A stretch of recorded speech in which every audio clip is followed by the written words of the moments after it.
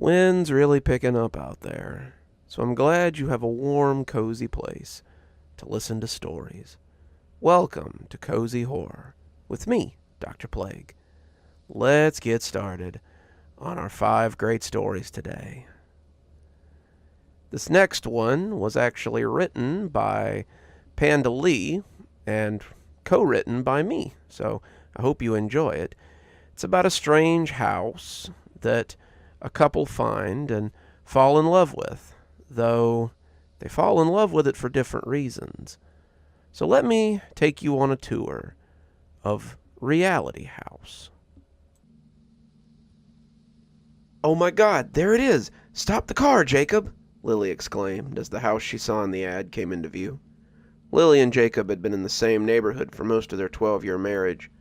They had liked the area when they moved in, but the peaceful neighborhood had seen its share of crime and decline lately. The straw that broke the camel's back and made them decide to move had been 3 nights ago when they'd been out to dinner. They'd been celebrating their 12-year anniversary when someone broke into their house and ransacked the place. Anything of value that wasn't locked in the safe was taken. When the police finally got there, they acted as though they couldn't care less. There was absolutely no help. So the next day, Lily went online to find a new house within their price range. Lo and behold, she found a lovely house a few neighborhoods over, on the nicer side of town. It was a closer commute to Jacob's work and was well within their price range. Lily wasted no time calling the number on the ad and setting up a walkthrough.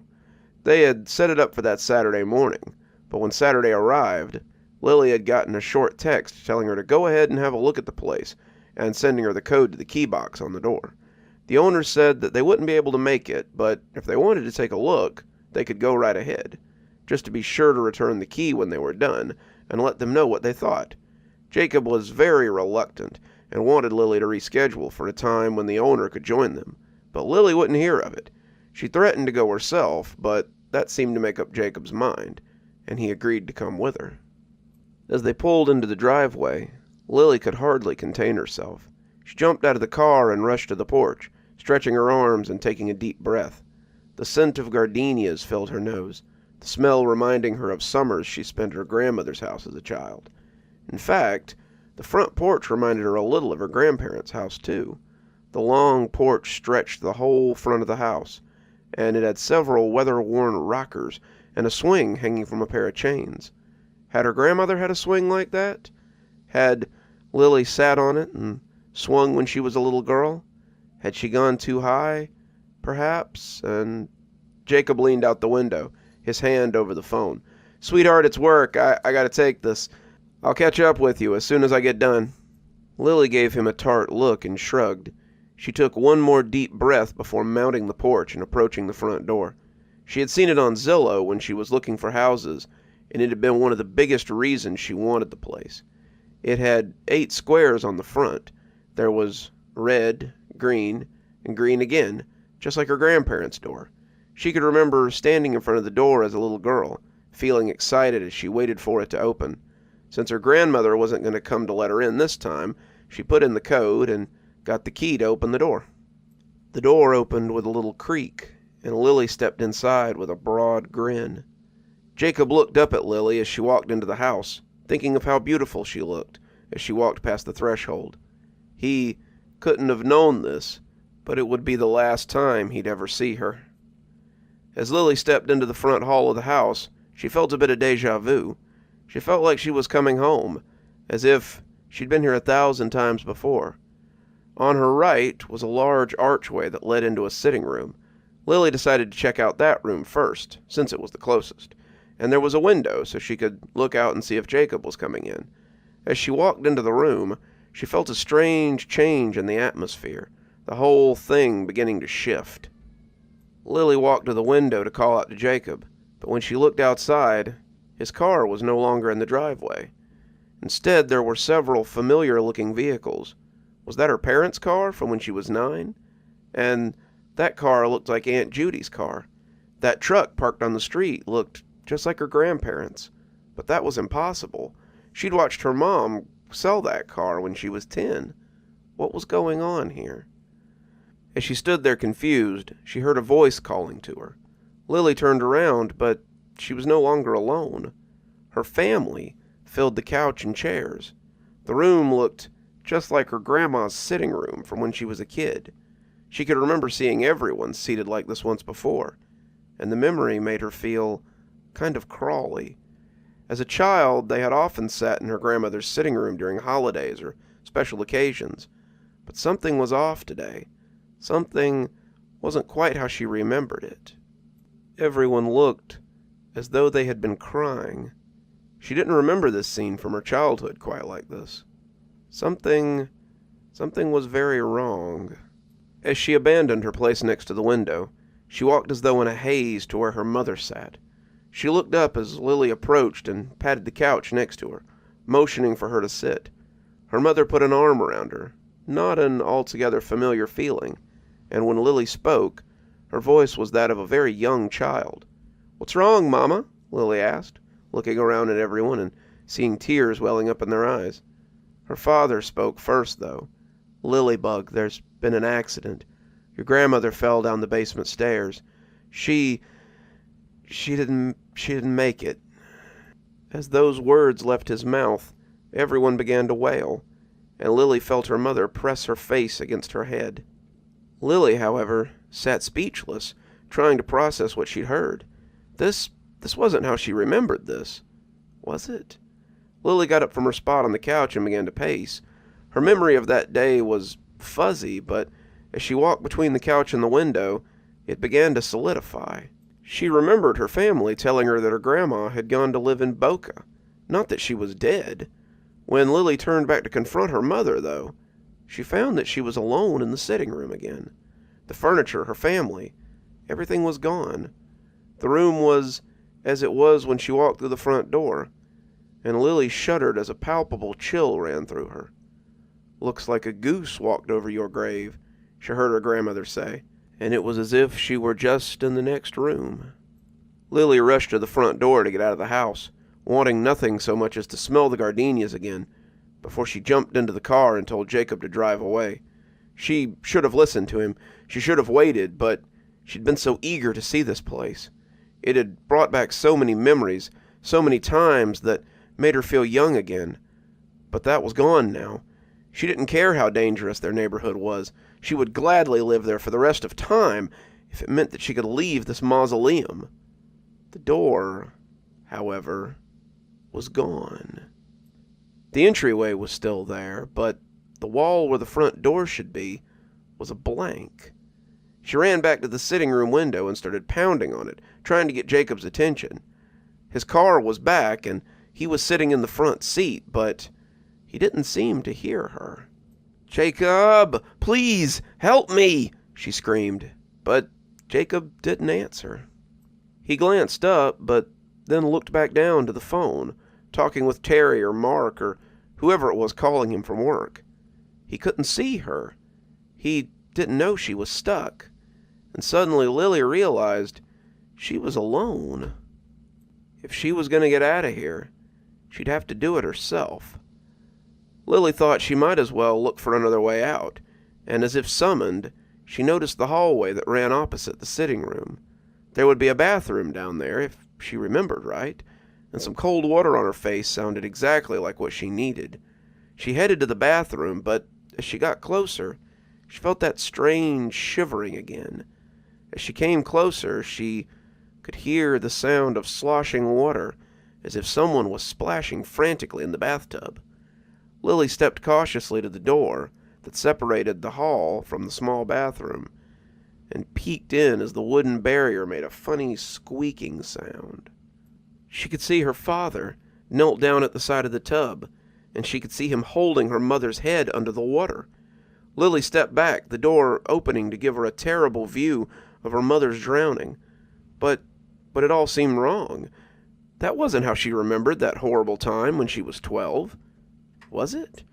Lily remembered her father trying to help her mother out of the tub when she'd had a seizure. She remembered him trying, but not being able to save her. This new reality of what really happened hurt her brain more than her heart, and Lily tore off in a mad scramble to be away from the awful sound of her mother drowning again and again. Lily ran to the staircase that lay beyond the foyer and darted up the steps without thinking of where she was going. As she ran into one of the bedrooms, her mind still reeling from the scene below, the feeling of déjà vu came yet again. As she turned to take in the room that she had just run into, she could see a crib with a mobile twirling overhead. The smiling yellow ducks spun drunkenly, but even their placidity couldn't bring joy to the scene. This was her son's room. No, she pleaded, not this memory.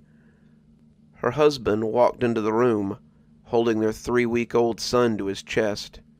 It should have brought her joy to see him again, till she realized her wonderful husband was holding little Jonathan's face to his chest, muffling the sound of his cries. He didn't seem to notice her watching him, didn't seem to care at all that he was snuffing the life from what would be their only child. After the baby had stopped crying, Jacob quietly kissed him on his little cheek and placed him in his crib. But no, that's not how it had gone at all. Lily's memory was fuzzy, but she remembered Jacob holding their baby and comforting him till he fell asleep. When she had woken up and noticed that Jonathan hadn't woken up for his feeding yet, she went to his room and found him cold and blue in his crib. She screamed for her husband, and Jacob had rushed to her side to find her cradling their poor baby as if she could bring him back to life. They called 911, but when the EMTs arrived, they said it was too late. His death was stated as SIDS, and the two had been left to mourn their loss. Lily didn't know how much more she could take in this house. She slid down the wall, crying as the crib vanished, and the room once again was empty. Lily sat there for a few minutes, getting her bearings. Then she got up and slowly walked down the stairs. She didn't want to see any more, but she knew that she had to get out of this house if she intended to have any sanity left when she escaped. As Jacob sat in the front seat, talking to his boss, he realized that Lily hadn't come out of the house yet. It had been at least an hour since he'd told her he'd catch up with her, and she should have been able to see the whole place twice in an hour. He looked up at the window that overlooked the front yard, hoping to see her looking out at him, but no such luck.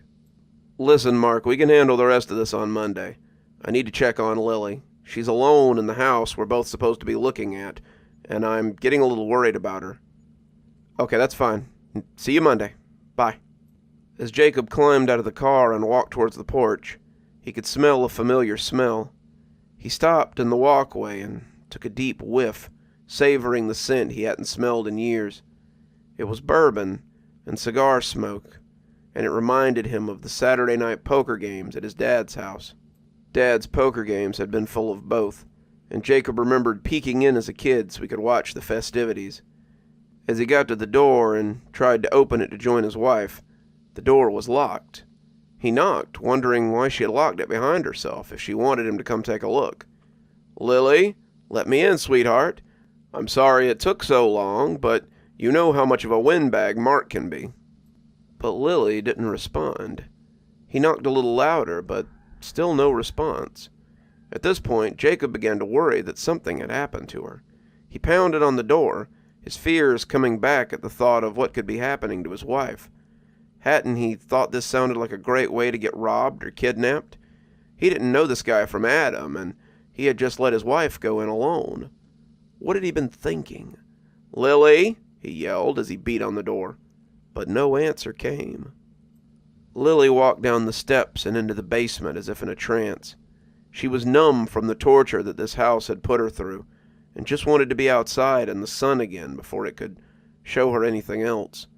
As she descended the basement stairs, the air shifted again, and she steadied herself for what was next.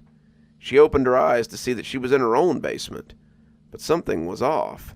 The shelves where she kept the Christmas ornaments were pushed away from the wall.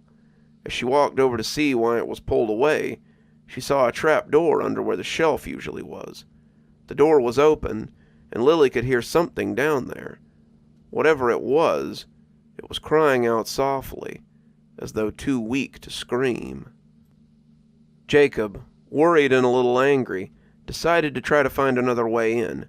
He walked around to the back of the house, but as he came to the gate, he too felt that overpowering sense of déjà vu. When he got to the backyard, he saw a swing set that looked lonely in the open space. It looked like his own swing set from when he was a kid, and he walked curiously towards it. When he reached the swing, Jacob sat down and looked at the back door. He realized it was his childhood door, and scrunched up his eyes as he tried to make sense of it. He'd spent a lot of time on his swing while his dad talked with his mom. As he watched the window by the door, Jacob saw people inside talking loudly, their silhouettes performing sad little plays for this child's eyes to watch. But this isn't how he remembered this happening. It had been just another fight, his dad starting it like always. The mailman had been sitting at their kitchen table when he came home, a cold towel on his head, as he drank a glass of his mom's lemonade. He had nearly collapsed on the front lawn in the heat, and though his father had smiled when he saw the man cooling off in his kitchen, Jacob had seen his mother flinch when he looked at her. His father had waited till after dinner to tell his son to go play out back while they talked, and his mother had seemed to beg him with her eyes not to leave. Jacob watched as his dad reached for something on the counter, and his mom's silhouette backed away slowly. His dad lunged with a sudden rage, and Jacob imagined he could hear the frying pan connect with the side of her head. His dad's dark afterimage stood over her for a few minutes, the pan coming down a few more times until sanity seemed to reassert itself. He stood up, the image realizing that it had talked a little too vigorously this time. Jacob could almost see the lack of confidence in the outline as it weighed its options. When it looked out at him, Jacob realized his father meant to make him an accomplice to his folly. "Jacob," his father yelled from the doorway, "get me a shovel from the shed. Then I need you to get in the truck and wait for me." Jacob hopped dutifully off the swing, with much smaller feet than his own. He was horrified at his blind fanaticism, but understood it all too well. As he ran to the shed to fetch the shovel, he realized that the memory of the night his mother left him wasn't the way he remembered it. Dad wasn't planning a garden to surprise her with, and Mom hadn't left them for a fella who ran the register at Ralph's. He did what he was told, though, and grabbed the shovel. He gave it to his dad and ran to the truck as his father began grunting at something that must have been very heavy in the kitchen. It couldn't have been his mother. Jacob's mom ate like a bird. Surely he wouldn't have strained so much to lift her. As soon as Jacob got in the truck, everything became hazy again. He realized he was back in his own car, his father's truck gone. As Jacob sat there, he began to cry. He didn't want to cry. He hadn't cried in so long, but found the tears just wouldn't stop. He was terrified of what had just happened. He was scared of a man he had buried 10 years ago. He was grieving for his mother in a way that he had never managed to when he was 8. Above all else, Jacob was worried about his wife. "Hello?" Lily whispered as she descended the stairs. "Who's down there? Do you need help?" She whispered, understanding the irony of her question a little too late. As she spoke, the whimpering stopped. It was dark and damp down here, the floor made of packed earth, and the smell of dirt and iron filled her nose. As she felt around for a light switch, she could hear something shifting across the room. Lily paused for a second, trying to listen to what it was. It was hard to hear over the sound of her heart beating in her ears, and Lily was afraid of getting snuck up on down here by the specters in the house again. She found a small chain hanging from a bulb in the ceiling. As she pulled it, the small light lit the room pathetically, but what she saw still terrified her. This was not any memory that she had ever had. She looked to where the sound was coming from and found herself staring back at her from a dirty mattress on the floor. She was battered and beaten, starved, with one hand attached to the wall by a metal cuff. Lily, in shock, started to back away, but heard someone walking into the basement. She quickly turned off the light and backed up against the wall, praying the darkness would hide her. As the steps got closer, Lily felt around for something to defend herself with in case the person came downstairs. As she slid her hand across the cold dirt floor, she found what felt like a pipe and picked it up as quickly as possible, holding it to her chest. A few moments later, she could hear heavy footsteps coming down the cellar stairs. She closed her eyes and prayed she wouldn't be seen. When she opened her eyes again, she was no longer in the cellar. She was standing in front of the front door. Jacob got himself together and returned to the backyard to find a way in. The swing set was gone, as was the shed. The back door was no longer his childhood back door either. This door was white, with a blue ruffle at the top of the window, and the realization made him feel a little bit better. He pushed up the 3 steps to the door and turned the knob. The door opened easily, and as he walked over the threshold into the kitchen, he felt the shift again. He was in his dad's kitchen, and his father was talking to the police officer. "Mr. Daniels, do you know of anywhere your ex-wife would have gone?" the officer asked, tapping his pencil on an ancient-looking notebook. "No, officer. Like I've told you before, she called me 3 weeks ago asking to pick up our son because she needed a break from him. He can be a handful, so I agreed and went over to get my boy. She didn't tell me where she was going or when she'd come back. Jacob, go on to your room now and play. Let me and these officers finish our conversation." He had been 9 when the officers came to question his father. Jacob knew better than to disagree with the old man, but he knew that his mother had made no such request. At the time, it had seemed that maybe Daddy had been confused, but Jacob found out later that his mother had divorced him and left town with someone else. She had never tried to see Jacob again, and his father telling the police a lie had always seemed a little weird to him. One look at his father's flinty eyes, however, had told him to do as he was told, and Jacob ran for the staircase in the living room. He was walking towards the doorway when he looked back towards his father, only to find that everything was gone. The kitchen was empty now, save for him. Lily reached for the handle of the door, turning the knob with trepidation. Was this another trick? Some new game for the house to tease her with? She had never given up hope that she would get out, but she thought she might have believed the house would keep her here forever anyway.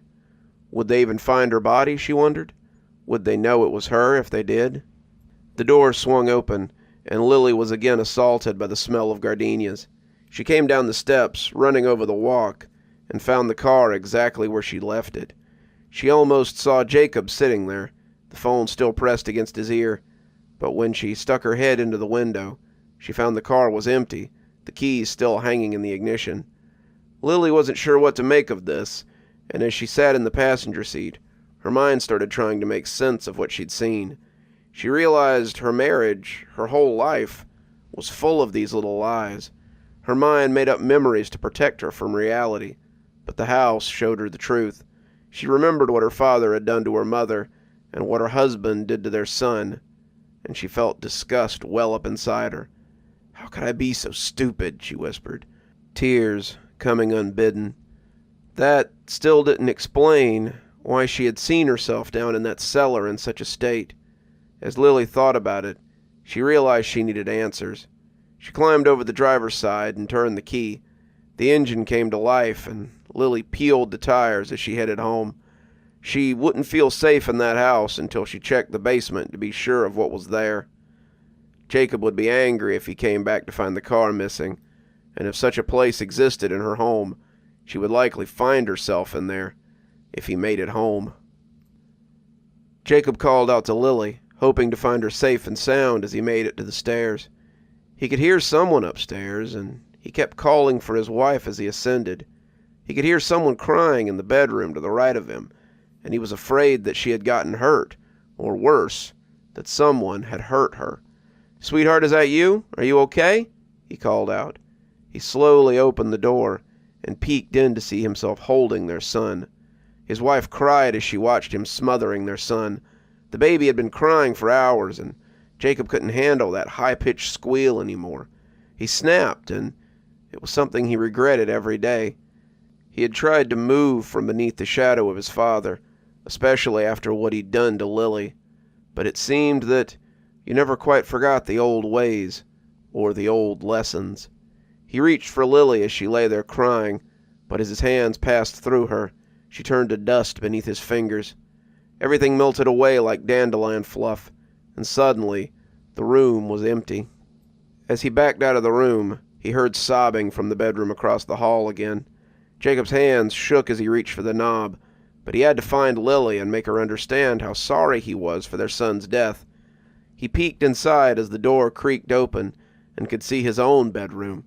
Lily was crying as she spoke to someone on the phone. She was talking about, she was talking about his little secret. She had found the root cellar, the shame he had hidden for years, and now she knew everything. He charged in, trying to stop her, but as soon as he crossed the threshold, it all just melted away. Jacob's father had often said that the apple didn't fall far from the tree, and Jacob supposed he'd been right. Lily had taken a lot of convincing, a lot of mental conditioning, but Stockholm Syndrome was an interesting thing. She never remembered how she came to be in Jacob's basement after he took her from her work one evening. She never questioned how they'd been married for 12 years when he had only snatched her 7 years ago.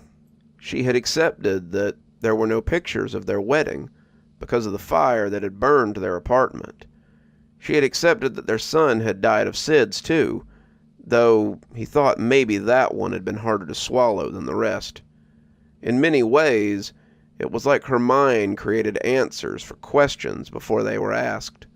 By the sound of it, she had been doing that for most of her childhood.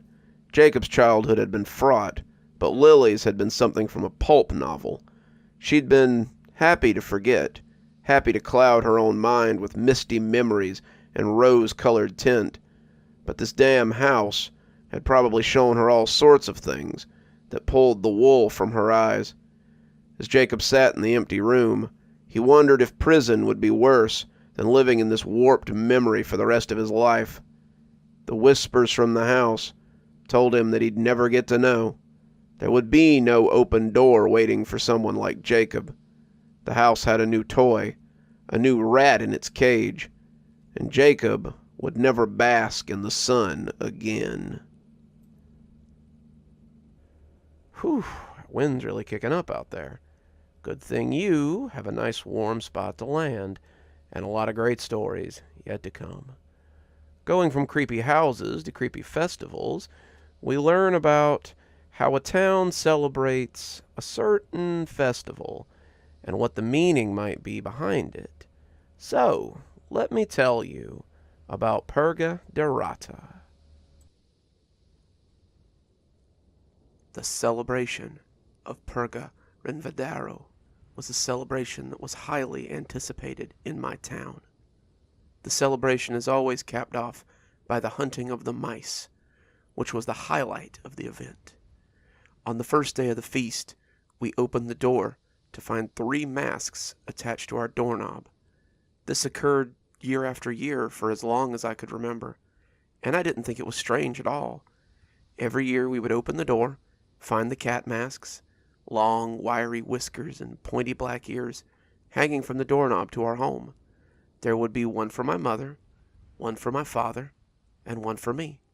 We would wear them at the festival, riding the rides and playing the games, lifting them only slightly to eat food at the feast as we gave praise to Saint Rocher. This year, however, was special for me. I was 13, old enough to do a day's work if I chose, old enough to have my own money and to have my own responsibilities, old enough to participate in what came after the feast, old enough to participate in the Purga de Ratas. I had always watched from the windows of the council hall with the other children as the people in the cat masks went about freeing us from the rats. You could see them sometimes, the big rats with their pointed noses and coarse whiskers, running through the streets as the cats turned them from wherever they had been hiding. I asked Mother what they were. They were larger than the rats I had seen in the pantry on occasions, and she had told me that these were the undesirables, those who Saint Rocher had chosen to purge from the community, and that it was the job of the town to become his cats and free the community of them.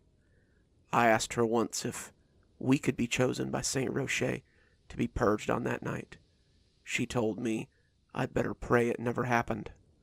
Those who were purged during the Purga de Rata were cursed and removed from the town after they were destroyed. This was the year I would discover what that truly meant. I went to the festival in my mask, excited for the night to come. As I played the games, danced the Purga de Rata, and ate at the feast, I couldn't help but think of taking to the streets with my father and mother that night to help purge the unclean from our town. Mother had said that they were Saint Rocher's enemies, said that her father had said they were filled with spirits who had brought the plague to our city when she was a girl. If they didn't purge all of them, they would bring it there again. I was excited to go out and bring honor to my family as I drove these rats out of the city, but I was a little scared too. It was that feeling you get just before doing something dangerous and exciting, like riding a wild horse. You fear the action, but you can't wait for the ride. I was a little sad, though. My friend Maria wasn't there. She never missed the festival, and not seeing her made me wonder if she was sick. Her father wasn't a nice man, my father said. He didn't support the festival, and he had tried to argue for having it canceled many times. He always seemed nice to me when I visited Maria, but I knew well enough not to argue with my father. I didn't see Maria all day, and as we went home with the setting sun, I hoped I would see her tonight. We returned home and ate at the midnight feast that my parents always ate before it was time to go to the night's work. I tucked in greedily, knowing that I would need my strength for what was to come. God help me. I was so young, I didn't know what was in store for me. As we ate, I asked my mother about the people who didn't go to the festival. She looked critically, asking what I meant. I told her I saw someone peeking through the windows of their home. They'd moved away from the window quickly, but I had marked them by their whiskers and their beady eyes. Mother said that those people were not to be trusted, and that clearly they had been infested by the spirits Saint Rocher wanted us to expel from the city that night. I nodded, making a note of that house in my mind. Their house was close to ours, and my parents and I could get there easily and chase them out. When the deep thrum of the midnight bell tolled, Father donned his mask and led us to the kitchen. There would be no need to take me to the chapel for safekeeping that night. He handed each of us a knife from the knife block, saving the sharpest knife for me. It was a long, curved fillet knife, and he told me not to be afraid to swing it hard. These aren't people anymore, and we must expunge the plague from the city. I nodded, not understanding entirely, but I soon would. We left the house, and I took them to the house I had seen earlier, seeing the other cats as they moved through the city. They were moving in clusters, groups of 5 or 10, and soon we would be taken into the clouder easily. The other cats around me were a comfortable weight, all of them people I knew, though I didn't know that I knew them. They followed us as we went, letting us lead them to the rats. The lights were off when we approached, the house dark and the windows shuttered. I figured this would be the time that we would scare the mice out of their holes. I'd seen my kitten, Georgette, scare mice out of their holes before. She would pretend to be interested in one hole, and then when the mice would poke their heads out of the other hole and come hesitantly out, she would dash at them and scare them out of the house. She would run them and run them. Her little kitten energy was boundless, until Mother finally saw them, swept them out with her broom, crying, "Purga de Rata," as she swept them from our house. But we were no kittens, it seems, and this city did not hunt like that. The stone made me jump when it crashed through the window. The window shattered inward, and I heard someone shriek. We had scared the rats, and now they would come running out. But this was also how kittens hunted. Several of the cats, the ones with clubs as well as knives, cleared the glass out of the window and climbed through easily. The shrieks from inside were undoubtedly more human than mouse-like, but when the door burst open, one of the rats ran for it, just like the rats at home. No broom came out to sweep him away. The clouder fell on him, and I saw his hands come up to reach as the knives came down. I stopped as I saw what they were doing, feeling a little sick, as I saw the blood leaking from the rat. He was bigger than I had expected, bigger than me, and he twitched as he lay there. I took a step back, not really wanting to get close, but my mother pushed me forward as her hands stopped my retreat. I looked back into her cat mask and saw her gentle eyes as she pushed me again. "Go on, honey. Get a cut in." I stepped forward, some of my excitement dulled by fear, and saw the gurgling rat looking up at me as it bled onto the cobbles. Its black eyes stared at me, and it coughed wetly, though its lips didn't move. I held my knife in a shaky hand, preparing to strike, when the rat suddenly reached out for me, locking its hand around my ankles. My fear gripped me, and I suddenly stabbed out with the knife. I stabbed the rat again and again and again, closing my eyes as I stabbed his arm, his back, his neck. The hand went limp as he flopped onto the cobbles. The clouder cheered, and we were off again. We ran, drunk off our own power, and found a pair of rats in the street as they dodged another group. They were cutting down an alley as we came upon them, but they looked up at our group as it came close. One of them took off down the alley, but the other just stood there, frozen in terror, as the clouder fell on her. She screamed as we stabbed her, but I broke off to pursue the other one as they finished stabbing and beating her. I didn't want her to get away, and my blood was up. I'd be lying if I said I didn't want one of the rats for myself, too. I ran after her, leaving the others behind, and found her just as she hit the wall of the alley. She turned, seeing me, and started looking around fitfully. I could almost taste her fear as I closed in, knife at the ready. I, too, would purge my town of rats. "Please," she begged, and her words gave me pause. She was speaking. Did rats speak? None of the rats I'd ever seen spoke. Of course, none of the rats I had ever seen were big either. The speaking rat made me falter for a moment, and she took full advantage of this as she tried to reason with me. Please don't hurt me. I'll give you whatever you want. I just don't want to die." I heard the clouder coming up behind me, yelling as they came, and their presence gave me strength. I ran forward, and I shoved the knife at her, the blade sinking into her abdomen as she tried to back away. As it went in, I yelled, "Purga de Rata!" and I could see her dress starting to redden as her hands gripped the knife. She cut her fingers, and she fell to her knees as the clouder came into the alley with a shout of mirth. I pulled the knife out and ran to my father. He pulled me into his arms and whispered, "You're a natural." At that moment, I was so proud. My family was doing something special, and we were united. Sometimes it almost felt like we lived on our own, only seeing each other for dinner. But now we were doing something we could all enjoy, and I couldn't wait till next year. I didn't have the slightest idea what I was doing, but I would soon find out. I followed the clouder, growing bolder as we went, until we came to the next house. They pounded on the door, yelling for the rats to come out and face their fate. Everyone else was waiting expectantly, waiting for the door to open so they could charge the house and kill these rats. I was confused, though. There must have been a mistake. This couldn't be the rats' house. They were looking for rocks to break the window, but I just shook my head and felt my confusion mount. This couldn't be the right house. This was Maria's house. The door opened suddenly, and Maria's father stepped out onto the stoop. He wasn't wearing a mask. His face was set in a stoic cast, and he raised his rifle and pointed it at the mob. Some of them backed away, but most of them only seemed to take more pleasure from his presence. They mumbled to themselves, gripping their knives and preparing to charge. Maria's father cast his gaze around at them, his eyes falling on me for a moment before sliding away. "I'm not wearing that damn mask. This whole celebration is an abomination. If you mean to take my family, then you can come and try. I'll take a few of you with me. Just remember, which of you will be wearing a rat mask next year?" I backed away from the clouder, slowly, my knife hitting the cobbles. No one noticed the metallic sound, or the scream that followed it as the rifle blammed loudly. One of the cats had charged him, thinking he wouldn't shoot, and now he lay bleeding on his doorstep. The gun went off again a moment later, but I didn't see who had been killed that time.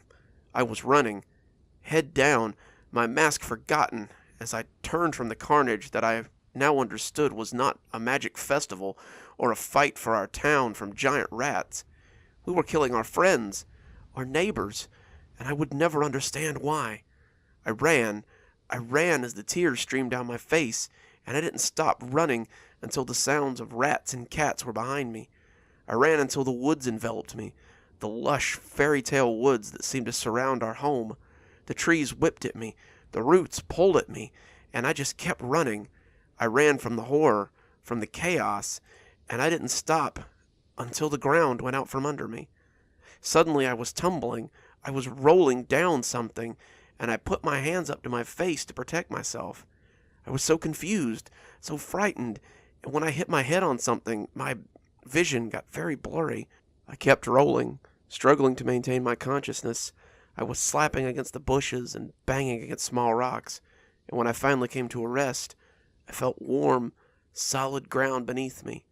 When the lights engulfed me, leaving me in a warm circle, I passed out. I woke up in a hospital. The nurses said I had been found lying on a major highway, a truck driver having brought me here after calling the police. I had been unconscious for a while, a day at least, and I had a pretty massive head wound that would need to heal. The doctor said I had a small skull fracture, and that I definitely had a concussion. They kept me for a month, most of which was trying to get me to tell them who I was and where I was from. I feigned memory loss. The women in Mother's books lost their memories sometimes after an accident. I did not want to go back home. I knew for a fact that if I went home, after running away from the festival, that my family might very well find rat masks on their door next year. I also didn't want to face the wrath of my parents and my community. No one refused to participate in the festival, or, like Maria's father, they were made to play the rats. After a month, I was sent to an orphanage where I was adopted. The country I'm from doesn't have the best track record when it comes to placing children into foster homes, or even having them adopted by good families, but I suppose I got lucky. Glenda and Mark were from the United States, here to do missionary work. When Glenda heard about my story, she became interested in me. She said that it seemed to be God's will that she help me, and they adopted me right then and there. They stayed for a few years, helping me get back on my feet, and when they went home, they helped me gain citizenship and become a United States citizen. I moved with them to San Diego and attended college. I never told them about my village, or the Purga de Rata, and they never pushed me. I think they suspected that my amnesia was self-inflicted, and they're honestly the best parents I ever could have asked for. I'm 30 now, married with a new baby in a place of my own. My husband, Marco, is a wonderful father, and we couldn't be happier. He works as a civil engineer for a large company, and I work as a nurse when I'm not at home with Hugo. Glenda and Mark, my mom and dad, are always welcome at our house, and I can't imagine a better life than the one I have. A life that my past is threatening to take away. You see, when I went to get the mail today, I noticed something hanging on the door of our apartment. I saw the masks, laughing and thinking it was a Halloween thing from the neighbors. But when I picked them up, the wiry whiskers stuck painfully into my hand. I dropped them and stared in horror. They were masks, all right. 3 of them, and they all were gray lacquered faces of rats. The whiskers were frayed metal wires, and the nose of one had been broken in the fall, a delicate black bulb that now lay on the pavement beside the mask. There were 3 masks, as I said, and the third was the one that filled me with the most dread. 2 were normal-sized, easily capable of fitting an adult face, but the third was small, delicate, the eyes carved to make it look scared and sad.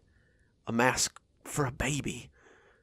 There was a note inside one, and I thought I would tear it as my shaking hands reached out to open it. The paper was rough, handmade, and the ink was thick and blocky. The village made its own paper, its own ink, and rarely traded with others. I had no doubt that the masks had been made by the same old man that used to make them every year. I felt the tears come on, and as I read the note, the concrete bit into my knees as I went down to them to sob into the paper. The note read, "Joyous Purga de Rata. Join us this evening for the Purga de Rata. If you cannot attend, don't worry. We will bring the celebration to you. Let's hope none of you wake up and find a rat mask on your home anytime soon. But, should you escape from it, maybe jot down some notes. I could always use a new story. As kids, we all tell weird tales, maybe things we made up, maybe even things we didn't. But this next story reminds us to always take those tales with a grain of salt. Otherwise, we might find ourselves the subject of playground tales. And when she came out of the bathroom, her entire class was gone. The third grade class of 77 was never seen again. But they say sometimes you can still hear laughter in the woods outside. The door opened, and we all covered our eyes as Reggie grinned in at us. "I knew you guys would be telling stories again. You should have waited." Becky sighed, Randall chuffed unhappily, and I tried to smile as I told Reggie to close the door before someone saw him. We were in the old equipment storage shed by the playfield, and if an adult saw us, they would make us get out. We like to tell scary stories. The scarier the locale, the better. The old equipment shed had been unanimously decided upon because A, it was home to a lot of creepy crawlies, and B, it didn't let in a lot of light. We had to keep finding new places to tell stories because the ones we had got old pretty quick. You can tell stories in a place for only so long before it stops being scary, but also, sometimes it was because the teachers chased us out. The third reason was stepping in right now and grinning like a shot fox at us. Reggie was the weird kid of PS24, and he had earned that title honestly. It wasn't just because he was overweight to the point of being a blob, and it wasn't just because his hair was full of thick, gross-looking dandruff. It wasn't just because his dad was the janitor and seemed to love the job, or because he ate sauerkraut and onion sandwiches for lunch. The reason was that Reggie just emanated an aura of unsettledness. I got the feeling about him that I got about certain adults or dogs, the ones your parents tell you to stay away from. Reggie had a feeling of danger, of not rightness about him, and it made me uneasy. It didn't help that he had adopted us as his best friends this year. Becky, Randall, and I had been friends since kindergarten, but we had managed to avoid getting too close to Reggie. That had lasted until 4th grade, when we were in Miss Novak's class together. Reggie had decided that we were his best friends. He didn't have any regular friends, and he adopted us as his. This led to a year of smelling his sandwiches at lunch, having him follow us on our playground games, and listening to his wheezy, resting breath as he sat in our pod in class. We had hoped that we would be rid of him at the end of the year, but when our parents had signed us up for summer school care, a kind of after-school care during the summer, we had groaned as Reggie came in and saw us. He explained that the school had agreed to let him attend for free if his dad worked through the summer, and we all prayed that he would be in a different 5th grade class than us when next year rolled around. "Well, since you've already started telling stories, I got a good one," Reggie said. "It's the tale of the skinned raccoon." Reggie started to lay out his story about a skinned raccoon that had been seen one night while his dad worked late, and we all tried to pretend that it wasn't the most gruesome thing we had ever heard. The way he described the raccoon made me think that he had not only really seen it, but that he had probably skinned it himself. He said it had left little red footprints on the floor as it walked away, and his father had been angry when he found them. "We followed them all the way to the woods, but we never did find the raccoon." We all made an appreciatively scared noise, but I think we were all just hoping that he would let us move on. When Mrs. Simon pushed the door open a moment later, telling us this was off limits and we needed to leave, it was almost a relief. We left the shed, trying to kind of lose Reggie as we did, but we knew he'd find us again. was impossible to hide from Reggie. He knew everywhere and everything about the school, all the hidden nooks and crannies. His dad had keys to any door in the school, and Reggie often borrowed some of them to get into places he shouldn't. His dad always covered for him, for some reason, so he never got in any trouble. It's weird, it was like his dad was scared of him sometimes, but he was a grown-up, and there was no reason that he should have been afraid of him. As we left the shed, running into the sunshine of the triple-digit day, Reggie said something that caught my interest. "That's a shame. I was going to tell you guys about how I saw the missing kids a few nights ago." The missing kids. That was a big topic of discussion these days. Last year, 4 kids had gone missing from PS24. A first grader named Mary Edwards, a third grader named George Tate, a kindergartner named Savannah Marcus, and a 5th grader named Robbie Fust. They had come to school and then just never left. The cameras at the school left a lot to be desired. That's what my dad said, anyway. And they hadn't seen the kids leave school by any of the other exits either. My dad works for the police department, and he told me I needed to be extra safe until they found whoever was doing this. They suspected a teacher, but the question was, how would they get the kids out? If they were hiding the kids in the school somehow, then they would have been found by now, wouldn't they? They had searched the school a bunch. The disappearance had hung about the school like ghosts, and it sounded like the teachers were afraid that they might lose their job if it kept happening. I thought about what he had said until after lunch and decided I would just have to ask him. We were playing outside, the day a little cooler now that the sun was heading towards down, and Reggie was leaning against the fence and watching people as he often did. Reggie liked to just sit there and look at people, watching them as they went past. But he didn't make up stories about them or anything. He just watched them like the animals in the zoo watch fat kids. It was really weird.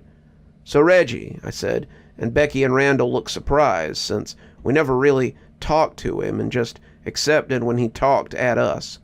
"What do you mean that you were going to tell us about the missing kids?" Reggie turned his gaze away from a first grader who was chasing a ball with some effort, and his grin was downright predatory. "Oh yeah, I saw them the other night when Dad was working late." "Like you saw them, I said. "Like you know where they are." "Well, yeah," Reggie said. "They're under the school." I looked at Becky and Randall, and the two of them now looked as interested as I was. "Why haven't you told anyone?" Reggie shrugged. "No one asked." I could have smacked myself in the forehead. "Well, can you take us there?" Reggie was already grinning like a creepypasta monster, but I saw a glimmer pass over his eye, and I should have known to take it back. He wanted to show us. He wanted us to come with him, and I suddenly didn't want to go. But it didn't really matter if I wanted to or not. If there was a chance I could help my dad find those kids, I wanted to. Dad was worried about losing his job too if they didn't find somebody, and I didn't want that to happen. "Yeah, I'll show you. Come on." Reggie looked over at Mrs. Simon and Mrs. Gay to make sure they weren't paying attention, and the 4 of us headed towards the school. Reggie led us into a side door, through the 3rd grade hallway, and to the middle of the school to an area called the Square. The Square had been a part of PS24 since it was built in the 70s. It's an area of grass with a couple of small trees growing there. How the roots don't mess up the school, I don't know, but it's a place that a lot of kids usually go to between classes. There's a utility building in the middle of it, and that was where Reggie took us. He pulled out a long key from his short pants and unlocked the door, ushering us into the little building before closing us into total darkness. Then he pulled the chain on a light hanging from the ceiling, and we were left looking around a small square room of tools and other implements. "There's no one here," Becky said, looking around before looking back at Reggie with a scared look. "Well, yeah," Reggie said, grabbing an edge of what turned out to be a carpet. "Otherwise, they would have found them by now." He pulled the carpet back and revealed a hatch in the floor. It was flush against the ground, with no wheel or handle to poke out, and if you didn't know it was there, you would never even see the rug. Reggie squeezed a pair of handles and pulled the hatch up to reveal a ladder that led down into the earth. Reggie started climbing down like he'd done it 1,000 times before, and when he saw that we weren't following, he asked us if we were coming. "They're down here. If you want to see them, then you'll have to come down," he said, making his way down again as if the matter was settled. I looked at Randall, but he just shook his head and went for the door. "No way, man. This is way too weird for me." He put a hand on the knob, but when he turned it, the door was locked. I went to look for the flip lock that would let us out, but the other side of the knob had a keyhole. I'd never seen anything like this, and I realized that Reggie had the only key to the door. We were locked in with him, for better or worse, and he would need to let us out again. I looked at the hole and figured it beat being stuck in here. At least, we might find another way out if we went down. We descended the ladder slowly, the darkness thick around us. I tried turning on the light on my watch so we could see a little, but it didn't provide much light. We spread out, trying to find a switch, and when the light suddenly came on, I jumped. We were in a big room, like a storage unit, and it stretched the length of the grassy area above us. The ceiling was metal, the walls were metal, the floor was concrete, and the place was full of boxes. They were stacked up to the ceiling in some places, and I wondered what this place had been before it was just here to store things. We grouped up, moving around as we checked the room, and I saw something speckled on the floor. It looked like someone had spilled juice, or maybe paint, and as we came around a big stack of boxes, I saw another door. This one wasn't locked, and as it came open, we saw that it led down a long hallway that went further into the underground. "What is this place, anyway?" Becky asked, sounding a little scared as we followed the tunnel. "I'm not sure," Randall said, "but my mom told me that she used to go here, back in the early 80s, and people used to talk about there being bomb shelters or something under the school. She never saw them, but she said that was something the other kids told stories about." "You think that's what these are?" I asked, seeing a door coming up on our left. Randall shrugged. "Maybe, I guess. It would make sense for it to be in the very middle of the school." We tried the door, but it was locked tight. The next 3 were also locked, but the 5th door opened pretty easily and held what we were looking for. Well, not exactly what we were looking for, but we found the missing kids. The room had been some kind of workroom that had been turned into just another storage room. The boxes that the kids were lying on were drenched in blood. They were dead, thankfully. If they hadn't been, they would have been screaming. They were naked, their clothes lying in rags, and someone had been very busy. Their arms and legs had been removed, the bones broken cruelly. Their stomachs had been opened, their entrails hanging around them like snakes, and a few of them were missing eyes. The little girl, Mary, I thought, had her jaw pulled off and her tongue was missing. Becky started throwing up. Randall sounded like he wanted to scream, and when someone started laughing, I knew we'd stumbled into a trap. It was Reggie, his bulk blocking the door. He had a knife, the long kind you found in a kitchen, and he was grinning like a creep again. He just kept standing there, not trying to come after us, and it was clear that he realized, like we had, that we weren't going anywhere. "Looks like you found the lost kids. Guess it's time to add 3 more to my little collection." "Come on, Reggie," I said, trying to talk our way out of this. This isn't funny. You got us pretty good with these Halloween decorations, but enough's enough. You win. Just let us out so we can..." When he slashed me across my chest, slicing a long red line that split my t-shirt and my skin beneath, I hissed in pain and stumbled back. "There's no getting out now. You're staying here forever. I meant to get you all before school ended, but there was never a good opportunity. Now, we can be friends forever. All 8 of us." I was scared, but Randall had clearly gone past scared. He screamed like a cat that's been stomped on and ran at Reggie, shoving him as the big boy stabbed him in the shoulder. Even though he got him, Reggie was still off balance. He fell into some of the boxes, and we scattered. Randall had gone back the way we came, Becky running after him, but I knew there was no way out that way. I went left, running into the unknown, and when someone roared like an angry beast behind me, I charged heedlessly. I don't know how long I ran. I don't know how far I ran, but when I slammed into a ladder, it was hard enough to make my eyes blur. I shook myself as I started to climb. I couldn't let him catch me. If he caught me, I'd be dead. I climbed and climbed and climbed, and when I got to the top, I pushed at the hatch and almost screamed when it wouldn't move. I pushed and pushed, getting a little bit of give, but it always came back down again. I couldn't make it budge, not even a little bit, and as I shoved at it, I started hearing something down the tunnel behind me. It wasn't loud, not like someone running, but it was feet coming up the concrete. I screamed and shoved at the hatch, feeling it give but not open. I squinted as something fell on my face, dirt or something, and I had to brace my back against the wall so I could use both hands. I got brief flashes of light as I shoved, just the slight glimmer from the edges, and when I heard the laughter from the bottom of the ladder, I kept shoving, praying to God to help me. "Found you," Reggie sing-songed, putting his foot on the bottom rung of the ladder. "You might as well just come down. That hatch doesn't open. I don't know where it comes out at, but it's not gonna help you." He started climbing, and I felt like crying as I shoved at the hatch. My arms were hurting almost as badly as my chest, and I was afraid that he would get me before the latch could open. He would cut my legs, and I'd fall down the ladder. Then he'd do whatever he wanted, probably drag me back to his little room and finish me off. I shoved and shoved, yelling for help as he got closer and closer.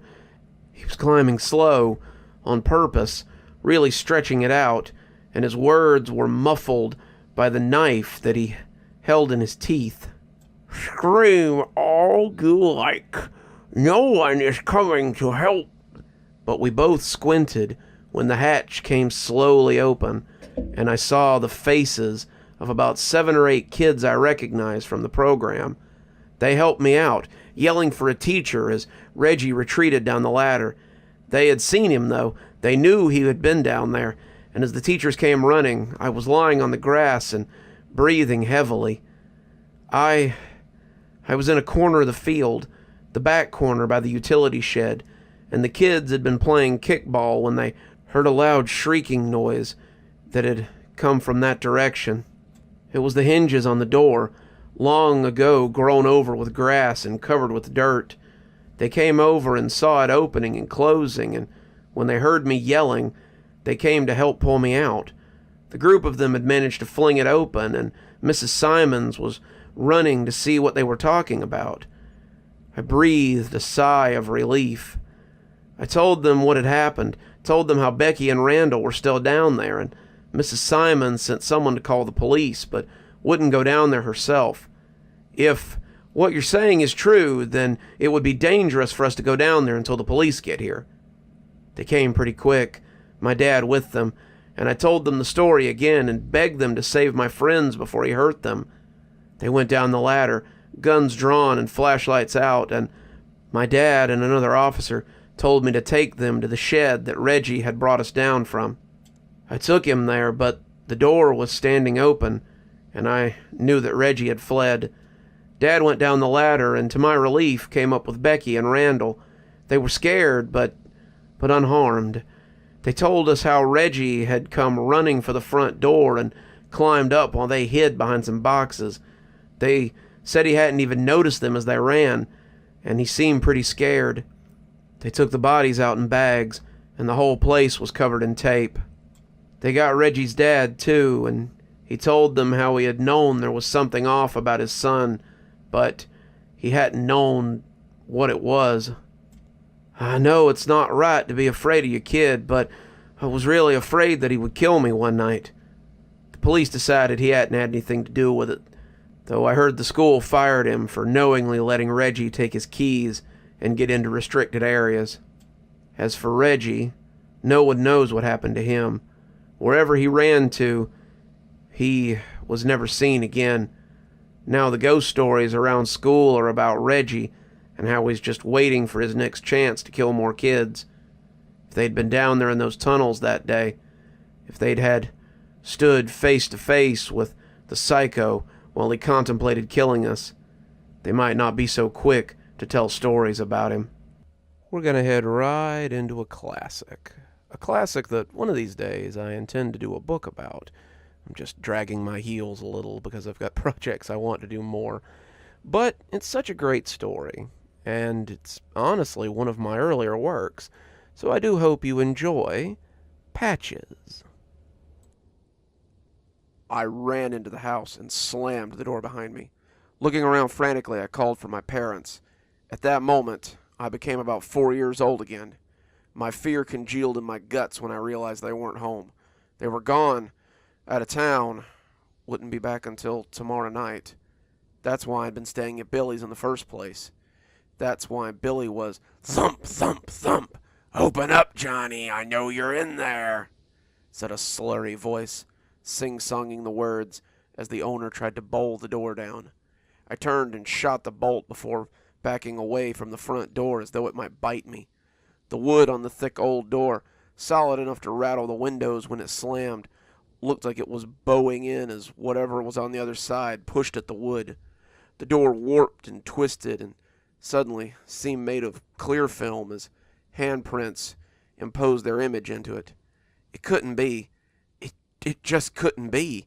My dad had said that door was a foot thick when he installed it, and now it was bending and warping like melted wax. It was too much. I ran into the kitchen and slammed the door. I threw a chair in front of it, too, for good measure. After I was certain that I had jammed it in there good, I backed away slowly with wide, staring eyes. I jumped suddenly and shrieked like a tea kettle when my jeans-clad bottom came into contact with something solid. I felt stupid when I realized it was just the fridge. Even laughed a little, thinking maybe I'd exaggerated this whole thing. That's when I heard a terrible cracking sound coming from the living room. It was the sound of wood splintering as its dimensions are violated. He'd be through soon. He'd be through, and he'd have me. Patches would be through. Billy, Randall, Scotty, and I had been friends since we were young. We'd been inseparable, thick as thieves, and the terrors of our neighborhood since we were old enough to walk. Don't get me wrong or anything. We weren't bullies. We weren't bad boys. We had our vegetables. We were in before the streetlights came on.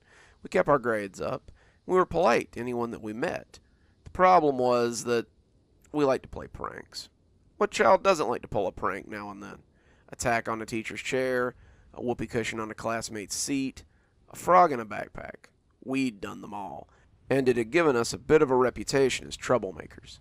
When school ended for the summer, and the four of us moved on to middle school, I'm pretty sure the teachers at our old elementary school threw a party to celebrate. We were all just looking forward to summer, a summer of pranks and mischief, but none of us could have foreseen what was to come.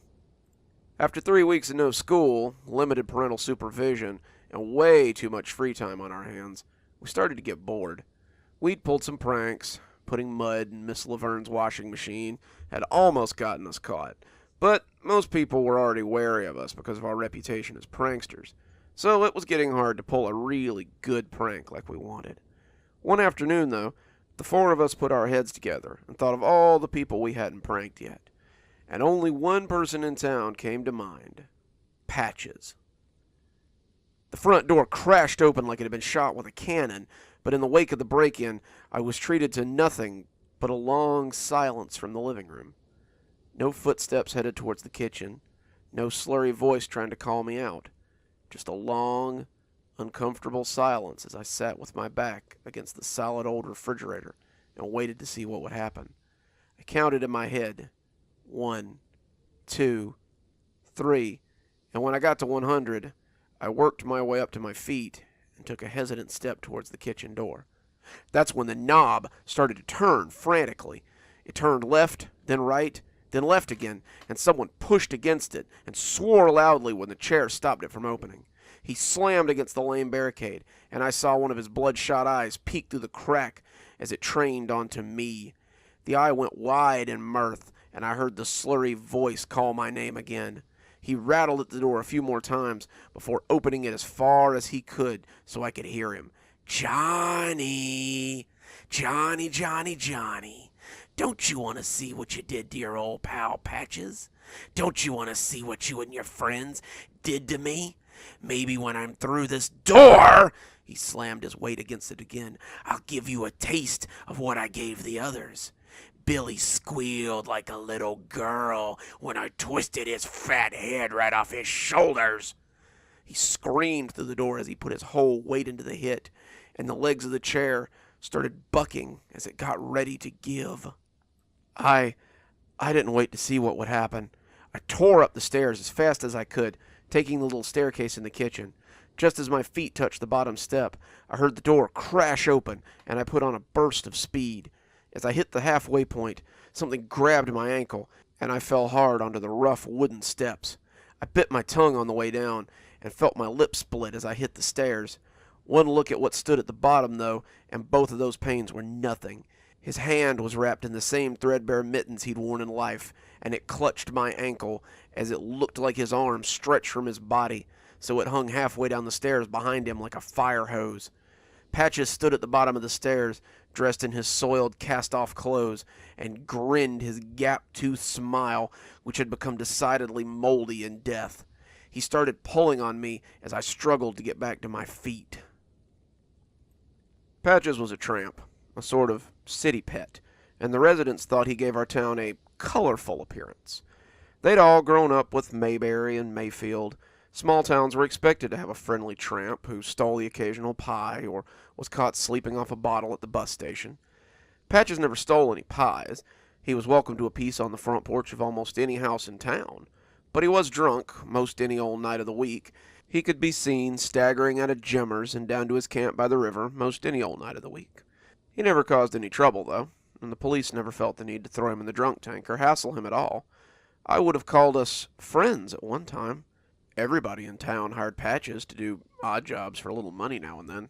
He had a rusty old push mower that he'd used to cut people's grass with, and he claimed he'd been a handyman of some sort before the war. He had enough skill with tools to back it up, so most any afternoon he could be seen cutting grass or shoveling snow or fixing something for a few dollars to feed and medicate himself. Medicating is what Dad called it when Patches got drunk. Patches had laughed when I'd told him so. He fixed my bike tire once, and he'd taken Scotty Randall and I on a hike in the woods once when we had asked if he knew any good camping spots.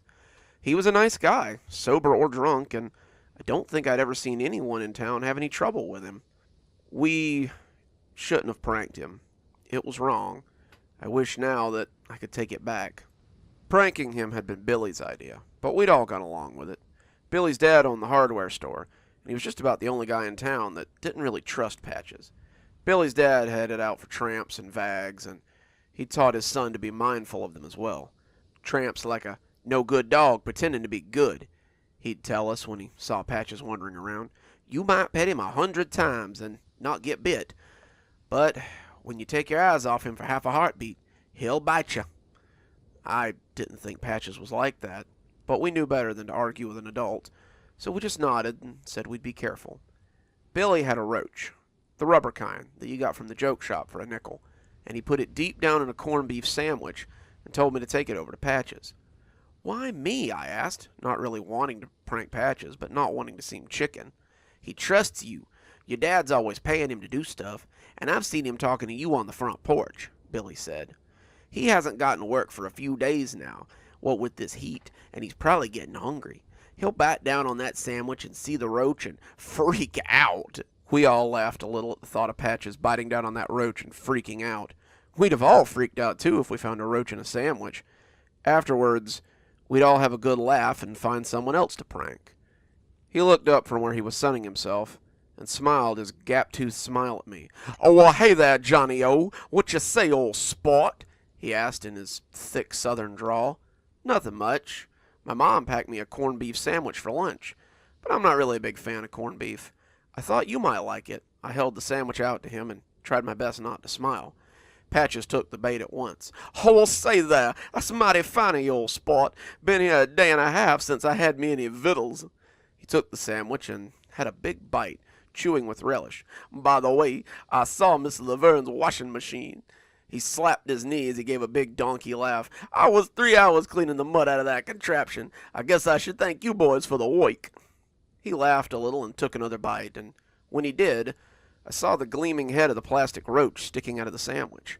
I started to point it out, but he kept right on laughing and telling me about the muddy washing machine and how hard it had been to get all the mud out of it. Apparently, he'd had to remove the drum and rinse it in the yard and then put the whole contraption back together. When he'd finished, and it was time to get paid, he took another bite and said through a mouthful of corned beef, "You know that old skinflint only gave me $1 for all that work. She tells me not to spend it all in one place." He brayed more laughter, but as he went to bite again, something happened. He wheezed a bit, his throat working to swallow the load of corned beef, and I realized with horror that he'd swallowed the plastic roach, too. The mat of corned beef and the hard plastic roach were stuck in his throat, and as he coughed and gasped, I realized he was choking. Billy, Randall, and Scotty broke cover and ran over to see what had happened, but by then it was already too late. He had melted to his knees in the dirt, coughing his life out as the wad of half-chewed food hung like plaster in his throat. All the backslapping in the world wouldn't do anything for him. We sent Scotty and Randall to call an ambulance, but Patches was dead before they even left the riverside. His face was a dark purple color at the end as he clawed at his throat. Billy and I clapped him on the back again and again, but we might as well have been slapping a tree trunk. If you've never seen a man choke to death, then you may not know what it looks like. But I'm here to tell you that it's not as clean as it looks on TV. Patches hacked and coughed, tried to bring it up, clawed at his throat until his skin bled, and then, finally, he gave both of us a final look and pitched over onto his face, a look of terror and confusion stamped there forever. The hand gripped my ankle, and I could feel his fingers trying to twist it through the shoe. Maybe he meant to break it. Maybe he just wanted to make me hurt bad enough to let go. Whatever his intention, I wasn't about to play along. I twisted my foot a little and let the sneaker slip off as it slapped back into his palm like a rubber band. Patches howled in rage, but I wasn't going to give him a chance to recover. I sprinted up the stairs and slammed my door closed behind me. I shot the lock and pushed the desk in front of the door as I thought about how best to escape. I needed to get out. I needed to escape, but I needed a plan before I went. I grabbed my backpack from the closet and threw some clothes into it, taking the $10 out of my desk I'd been saving for a new bike and putting it in my pocket. I stuffed my scout sleeping bag in as well. I felt a surge of joy for half a second when I remembered my old rifle my dad had used for hunting ducks in the fall, but that joy withered when I remembered that it was locked up in my dad's gun safe in the basement. I settled for a Swiss Army knife and a little fire starter kit that Randall had given me for my birthday, and took one last look around. Some baseball cards went in, maybe I could sell them, and a nice pocket watch my granddad had given me before I stopped and realized it was too quiet outside. Why wasn't he trying to get in? I put my hiking boots on and stuffed some socks into the bag before I slung it on and looked at the window. It would be a long drop to the ground, but I could hang off the kitchen roof and maybe not break my ankle if I was careful. My eyes flicked back to the door, and for a moment, I felt the urge to fling it open and confront my attacker head on. The suicidal urge passed quickly, though, and I crept over to the door and laid my ear against it instead, trying to hear what might be going on the other side. The bang from the other side made me jump back in fright, and Patches laughed his donkey bray. "Ha ha ha ha! Come out, Johnny! There's no escape now!" The ambulance had come, and the paramedics had pronounced him DRT, dead right there. Warner Mads, the fat volunteer firefighter who was on paramedic duty that day, had laughed when he said it, but none of the rest of us found it very funny. We all watched them put him on the stretcher and cover him with a sheet before they slid him into the covered truck they used as an ambulance and took him to Porter's mortuary. We spent the next week in a state of pure dread. "What if they find that roach in his throat?" Randall would say as we tried to get back to normal. "What if they cut him open and find it, and they decide that we killed him?" Billy punched him in the arm after we had all ignored him for about the 1,000th time. "So what if they do? It's not like we meant to kill him. We just wanted to prank him, that's all." "But what?" Randall started, but Billy punched him again, and Randall knocked off so he could rub at his arm. "Shut up, Randy. If you keep talking about it, then someone's going to start asking questions. Why don't you guys come stay over at my house? My dad's working the late shift, and Johnny's parents are out of town, so he's staying with me anyway. We can have a sleepover and forget all about this crap." We all agreed that sounded like fun, and when the sun set Friday night, we were all sitting around a camp lantern in Billy's room telling scary stories. Billy had wanted a fire, but his dad had absolutely forbidden it, and so the best we could hope for was the small lantern on the floor of his room. His mom had gone to bed shortly after dinner, saying how tired she was, and we'd been left to our own devices for hours. We'd played games, watched a little TV in the living room, and raided the kitchen for snacks before finally deciding that it was time for the traditional scary stories. Billy got to tell the first one since it was his house, and he told us about an escaped asylum patient who'd killed the previous owner of this very house. He claimed that on quiet nights you could still hear them begging for their lives, and the almost inaudible sound of a man dragging his knife along the wall as he hunted for the last of the children in the house. Randy got pretty scared, but that was far from new. After Patches, he seemed to be scared by most everything. Thinking of Patches made me think of a story of my own to tell, but I hesitated and let Scotty go first. Scotty told a story about a skinned dog who killed a bunch of boys on a camping trip, and even though a skinned dog, with bones poking out and his jaws full of slobber, sounded a little scary, it was pretty stupid all told. When one of the boys managed to kill it and discovered that there was a whole pack of them that then ripped him to shreds, we all rolled our eyes and threw our pillows at him. He laughed and threw his back, and one pillow fight later, Billy asked if I had a story. "I do, actually, but it's not really a story. I thought I saw Patches the other day." Everyone went quiet. Randall looked like a goose had walked over his grave. Scotty sucked air through his teeth, and Billy punched me in the arm in a less than playful way. "That ain't funny, man. That ain't funny a little bit." But I told him I wasn't joking. I'd seen him on and off for days since his death. Pressed up against the glass of the grocery store, his gap teeth covered in mold and his face a purple and red patchwork. At his old camp when my dad and I drove past, and even when I didn't see him, I could swear I smelled the odor of peppermint candy and rock gut whiskey, the smells of Patches. But last night was the worst yet. I woke up all of a sudden, and there was someone standing at the end of my bed. I thought it might be my dad, checking up on me, and then I smelled the peppermint and the sweet smell of alcohol, and I knew who it was. I didn't say anything, but he smiled at me from the foot of my bed, and his mossy teeth glinted in the moonlight. "That was a rotten trick, Johnny," he whispered, and his voice was hoarse and cracking. "Maybe I'll come play a trick on you boys sometime. See how you like it. Sleep tight then." Then I blinked, and he was just gone. They all sat there gape-mouthed for a heartbeat or two, and then Randall started laughing. It wasn't real laughter, not really, but the crazy, jagged laughter that people make when they're scared and they don't know what else to do. He reached out and grabbed a big handful of popcorn and said, "Good one, Johnny," as he stuffed it into his mouth and kept laughing. The laughs turned into gasps, though, as he started to choke on the popcorn. The three of us got up, wanting to stop him before he choked to death, but as he knelt hacking, we could see his hands clawing not at his throat, but at the black-gloved hands wrapped around his neck. Patches had leaned around the back of his head then, grinning like a monster in a movie, and Randall's clutching hands had died like two birds in their death throes. We backed away from him, not sure what to make of this grisly phantom, and he stood to his full height so he could tower over us. Randall lay still on the floor then, his coughing done, and the three of us silently wondered who would be next. "So, Billy, you like roaches, do you?" the cadaverous thing asked, turning towards the terrified boy, who stood frozen to the spot. "Well, here then. Have some, won't you?"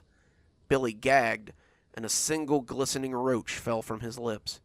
He stared at it dumbly before he retched, and a cascade of them pattered to the floor and scattered like roaches.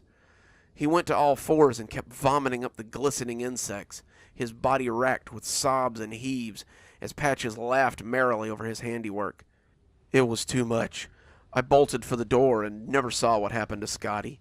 I threw open the living room door and ran out into the night, but I could hear the laughter of that mad apparition behind me as I fled for the safety of home. I believed, in my youth, in the talismanic protection of home, and as Patches dogged my heels, I could see it getting closer and closer before me. I found my keys and rammed them into the lock, and as the door closed behind me, I was certain I was safe. Sitting in my room now, I realized I would never be safe again. Sitting on my sleeping bag and writing this down, I realized I haven't been safe for the last 20 years. I fled that night with my backpack and my fear, and God forgive me, I never looked back. I later found out that the deaths of my 3 friends were the talk of the small town, and many believed that I had been abducted by whoever had done the killing. I used the money I had to get as far away as I could from my hometown, and when it was gone, I worked for men who would hire a boy my age to do a day's work. This was 1974, so there were kids on the run all over, and one more didn't really strike much interest. When I couldn't work, I begged, and when I found someone willing to take me in for a few days, I stayed. Eventually, though, I would have to move on again or risk being caught in the shadow of Patches. Patches didn't stay in my hometown after all. No matter where I went, I would see him somewhere eventually, reflected in the window of a store, half hidden in an alley between 2 buildings. Sometimes I'd smell that sickly sweet smell of him and know it was time to get a move on. I took up the bottle early, and as I got older, I came to realize that in my own sad way, I had become Patches. I had become a living monument to the man I had killed on accident, and I suppose I was just looking for a place like my hometown where I could feel safe. I guess I've found it now. The truck dropped me off by the familiar river I had so often swam in when I was young, and as the sun set, I found the ragged remains of Patches' old camp.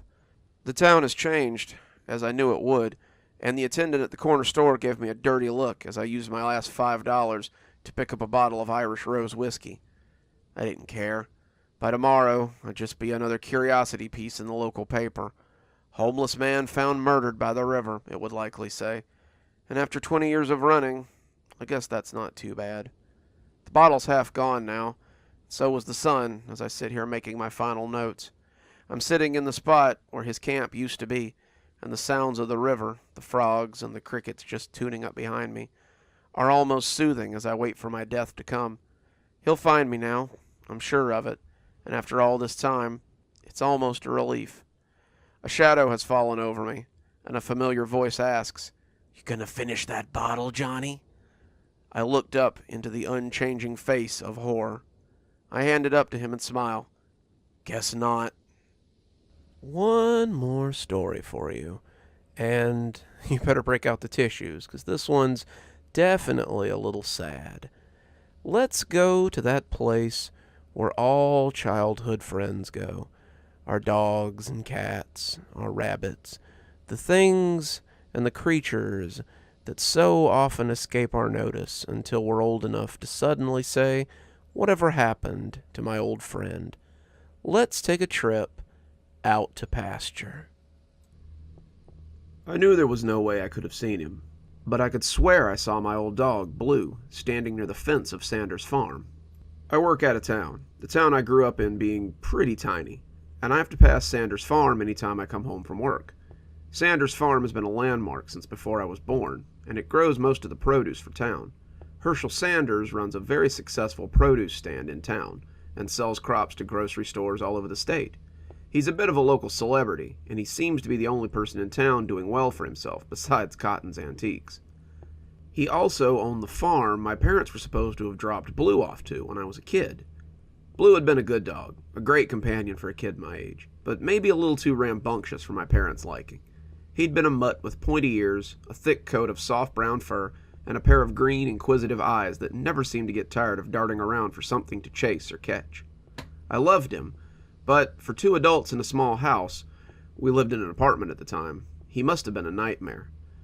The day he bit Tommy was probably one of the worst days I remember, so, of course, it was indelibly etched in my memory forever.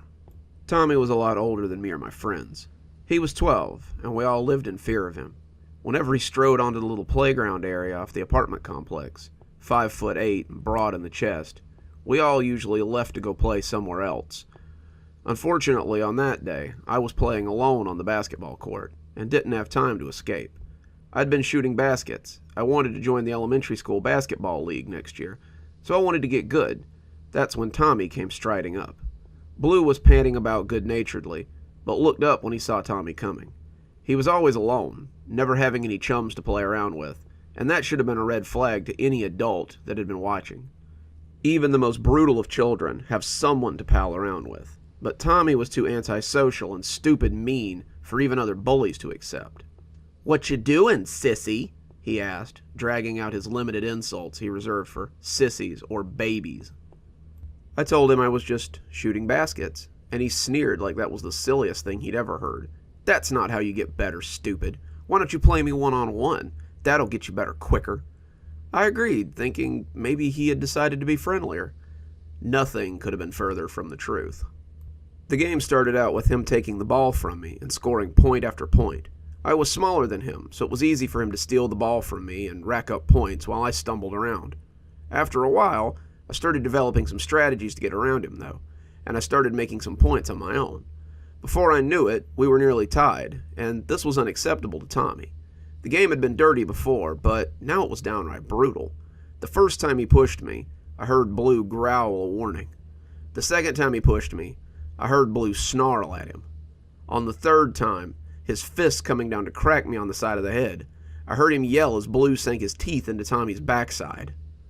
Tommy cried out, telling me to get my dog off him. I was shocked. I'd never seen Blue bite anyone. He hung onto the back of his jeans, worrying at him, as Tommy ran off the blacktop towards his house. He let him go as his sneakers left the court, and I laughed about it then, Blue grinning his doggy grin as he came back to rub against my hand. When the police arrived at my house later that day, I didn't think it was so funny. They told us that Tommy's parents had reported a dog bite. Specifically, they had reported that Blue had bitten their son, and now the police had come to take him away. I told them my side of the story, all the while clutching Blue around the neck, but it didn't seem to make any difference to them. A dog had bit, and now he had to be put down. I think Dad saw that I was getting really upset, because he agreed to take Blue to the police station and said he wouldn't let them put him to sleep unless I got to say goodbye. This soothed me a little, but I was still pretty upset as I watched my dog walk away for the last time. When Dad came back, it was already nighttime, but he seemed a little happier.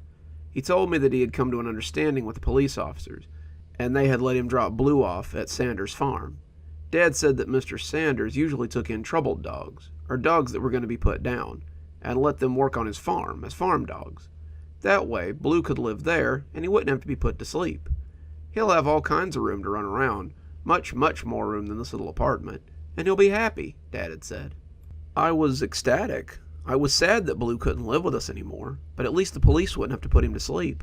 I asked Dad if we could go visit him sometime, to see how he was doing, and Dad said we would see.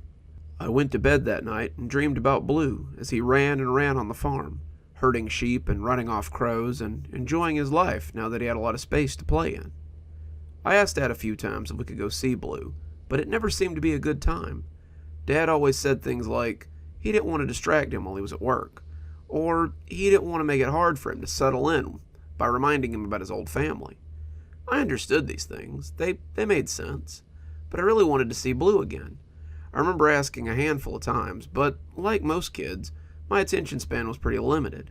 I got a new game console that year for Christmas. I made the basketball team, so I had to practice almost every day. I was getting ready to go to middle school, so I was a little worried about that. And after a while, I just sort of forgot about Blue. I never really forgot about him. I still thought about him sometimes, in that vague way that kids often do. But I just stopped asking to go see him. Eventually, I guess I stopped thinking about him. Until today, when I saw him on the fence, I hadn't honestly thought about him in years. I was heading to dinner with my parents after work, so I figured I'd let them know what I'd seen. They might like knowing that Blue was okay, and that he was still living a good life. Mom opened the door for me when I knocked, and invited me to help finish fixing dinner. As I chopped vegetables for a salad, I told her what I'd seen, but she didn't seem to understand. The chunk of the knife seemed soothing as it cut the vegetables, and I told her that I'd seen Blue running around the farm where we'd left him. She still seemed a little confused, not really understanding what I was talking about, and when Dad came in, I told him as well. Dad didn't seem confused at all, though. Quite the contrary. He looked a little scared. You saw Blue at Sanders' farm? Yeah, just where you said you dropped him off.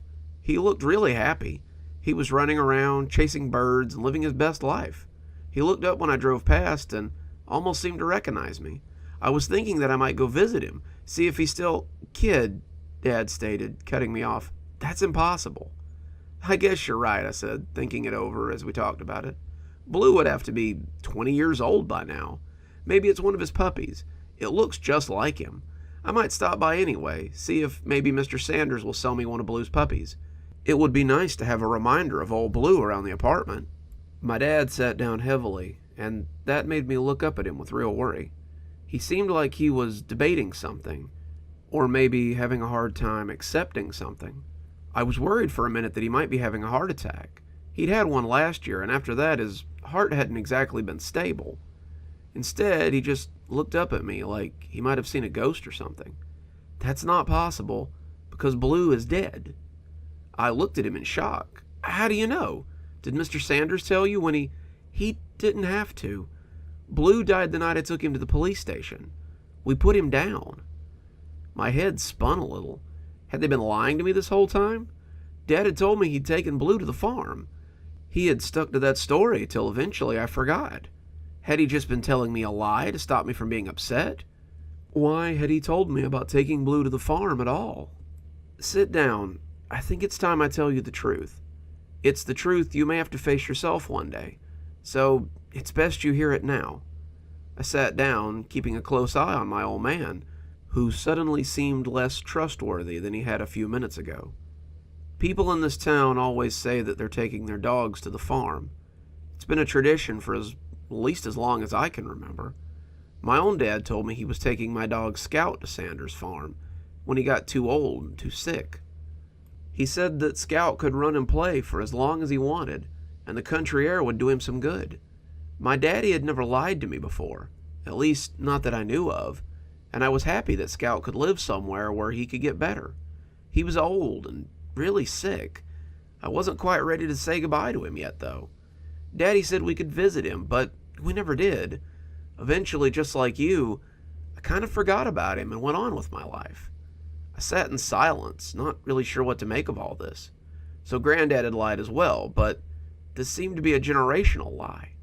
Why did so many people use Sanders' farm as a place to leave their dogs? Was it a convenient lie? Or was there more to it? Why did you lie to me? I asked, still not happy about being misled. Because I knew that Blue was going to be killed, and I knew that you weren't ready to lose him. Taking him to the farm was just something people tell kids around here. I'd imagine that you have a lot of friends who've had their dogs taken to Sanders' farm over the years. But why? What's the point of it all? Dad seemed to think about this, weighing his options before settling on, you'll understand when you're older, when you have kids of your own. Sanders' farm is an important place in this community for many reasons, some of them not quite known even to the people who use it. I didn't end up staying for dinner. I left, despite my mother's protests, and drove home. I don't know why, but I was just so irrationally mad about being lied to. I realized, of course, that my parents had lied like this before. I've lived with the Easter Bunny, the Tooth Fairy, Santa Claus, and even a monster that lived in the basement named Mr. Giles, who would get you if you came downstairs after bedtime. They all turned out to be fake, of course. They were lies they told, but lies that they told gently, and only to add magic to my childhood or keep me from doing foolish things. I could understand those lies, but not this one. This one felt different. This one felt personal.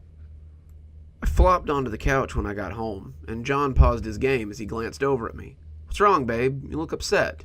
It's nothing, I lied, looking away before finally spilling the whole sad story. I was in tears by the end, my boyfriend holding my hands and patting them gently. He'd grown up here too, and had known my parents only slightly less time than I had. He often gave me some perspective on what was going on, and was my voice of reason in many things. I'm sure your dad had a good reason. He's a good man, and I don't feel like he'd lie to you for no reason. He probably just wanted to protect you. You were 8 after all. He slid his thumbs over the backs of my hands like I liked, and I smiled as I bent forward to kiss his forehead. Thanks, hon. You always know just what to say. John grinned through his beard and reached for the controller again. Boy-friendly duties now complete. Besides, it's not all that weird if you think about it. I cocked an eye at him. What do you mean? Well, that's where my dad took Russell after he got hit by that car. He told me he took him to Mr. Sanders' farm so he could get better, but I guess he never did. That gave me pause. John had basically told me the same story my dad had, and it was a little too similar for coincidence.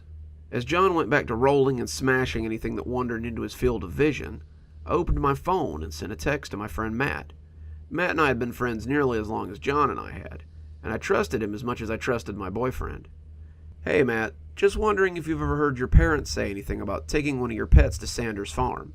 Just curious, trying to settle a bet. The last bit would really hook him. He seemed to like making John look dumb by proving him wrong. I watched John play Elden Ring for a few more minutes before my phone buzzed and I picked it up to see his reply. Wow, that's weird. Yeah, my dad took Snoopy there after he got too old to walk. I haven't thought about that in forever. That's trippy. I thanked him and sent a text to Jane, a friend from work. Jane lived in the next town over, but Kine was still only about 20 minutes from my hometown. I was wondering if this was just a regional thing, or if it extended farther than our little burg. Janet sent back a string of question marks and asked why I needed to know something so weird. I told her it was to settle a bet too, and she told me she'd never had a dog get taken to Sanders' farm. We always just buried them in the backyard, she said. Okay, so maybe it wasn't particularly far-reaching. For the next few hours, as John cursed and growled at the maddening boss he was trying to beat, I sent text after Facebook message after Twitter message and everything in between to old school friends and people I knew from town to ask them if they'd lost dogs too. John's story about Russell had made me realize this was bigger than just my family, and I wanted to know how far exactly. Of the 10 people I got responses from, 6 said their parents had told them they were taking dogs to Sanders' farm. One friend only had cats growing up, and it appeared that they didn't get to live a happy life on Sanders' farm. The other 2 had never been allowed to have pets, so they'd never had anything to lose. The one person whose dog hadn't gone to Sanders' farm had escaped while the family was on vacation, so the whereabouts of the dog were never discovered. The findings were inconclusive, but they were still pretty damn close. Close enough that as John and I climbed into bed that night, I had already decided that I was going to make a stop on my way home from work tomorrow. The plume of dirt that spewed up behind me as I drove up the long driveway to Sanders' farm was the only bell the old farmer seemed to need. He was waiting for me on the porch with a glass of tea, and a weathered old smile spread across his sunburnt face. "Afternoon, kid. What can I do for you?" We shook hands as I introduced myself, and he handed me the glass of tea as I explained why I was there. Mr. Sanders nodded, asking if I'd like to come inside. He didn't seem surprised by the question at all. Quite the contrary. It was as if he'd been waiting for me to come and ask it all this time. I told him that I thought I'd rather sit on the porch and discuss it, and he nodded as he took a seat in one of the old rockers, indicating that I should take the other.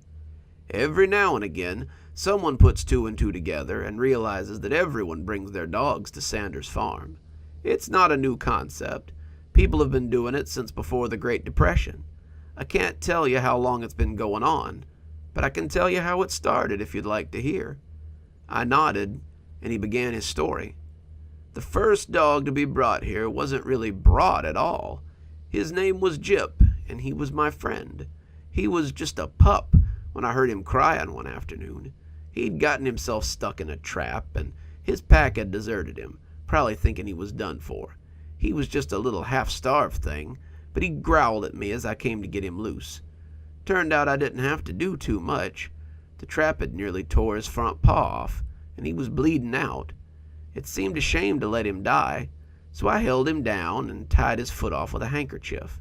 He struggled a lot, snapping and snarling as I tried to stop the bleeding, but eventually he quieted down as the blood oozed out of him and he became less coherent.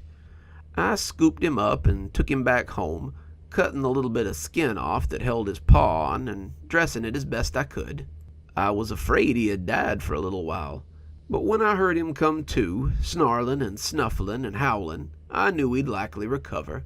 He smiled as he remembered it, likely thinking of the little wolf pup as he tried to act twice his size.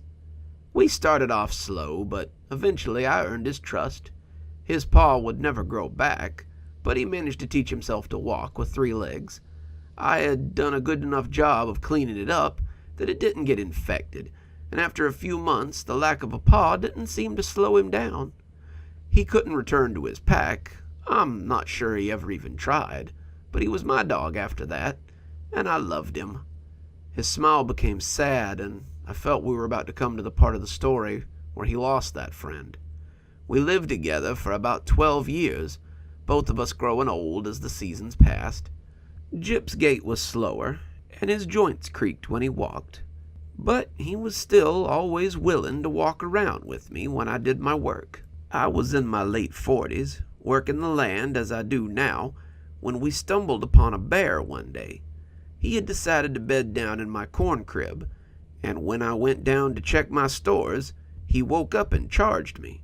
Gyp got between us. He was never far from my side, and gave me time to get my rifle. I put the bear down as the 3-legged wolf kept him from attacking me, but the damage was done. Gyp had been slashed a dozen times, and I sat with him as he lay bleeding on the dirt floor of my storehouse." Mr. Sanders got a far-off look as he watched the sun sink, seeing far-off days as the sun set over his crops. "I buried him in the field, the place he loved the most. I'd built him a house, put him a ratty blanket on the porch, but he seemed to love sleeping amongst the swaying corn plants and amidst the dirt of the field. I buried him there, thinking he might nourish the crops as his spirit lay content, but I never could have foreseen what would happen. That night I heard a loud barking, a barking that sounded like Gyp's. I rushed out with my rifle and found him smiling and barking at the edge of the field, good as new. Behind him, though, the crops had grown 4 times as plentiful. Corn and beans and squash and potatoes, everything else I grew in those days, too. Gyp looked at me as though to say, 'Thanks for a good life,' and then he dove back into the field, and I never saw him again. That was how it started." "Well, what started?" I asked, feeling my skin prickle. "The crops came in, and I brought my wares to the nearest market. I made enough money to build a new barn, buy a new horse, and eat like a king that winter. There had been enough food to stuff my storehouse, and the excess I'd taken to market was more like a normal yield from any other year. The next year I planted as I had every year, and old Gyp brought in another bountiful harvest. I bought more land, made plans to plant an orchard, began to think about buying cattle and sheep. I even thought about becoming some kind of land baron in this underdeveloped part of the country. The next 2 years were just as fine, but I was in for a surprise." He coughed a little and asked me if I'd get him a glass of tea from the kitchen. I obliged, moving into the house and taking a glass from the cabinet as I moved to the battered old fridge. I refilled my own as I poured the cold tea into the new glass. I was suddenly very thirsty, and my throat felt dry as a bone. When I brought it back to him, he thanked me before taking a long sip. "After 4 years of amazing yield, the 5th year was a disappointment. The crops did well as they ever did before Gyp died, but the bounty was nowhere to be seen. I had just begun planting the fruit trees, and just started making inquiries about livestock. I worried that I wouldn't be able to afford any of the plans I'd been making, and that temporary success might just slip through my fingers. The next year was much the same, but I had noticed a small decline in the quality of my produce. There had been no blight, no insects to speak of, but the crops seemed weaker, more feeble this year. I began to panic. What would I do if the fields stopped making? What could I do if the vegetables stopped coming? I tried different things that spring to rejuvenate the fields. I bought tonics from a traveling man. I put down fertilizer. I tried increasing the water I gave the fields. The fertilizer, however, had made me remember that I had used something very different to fertilize the land 4 years ago, and that made me wonder if doing so might rejuvenate the fields again.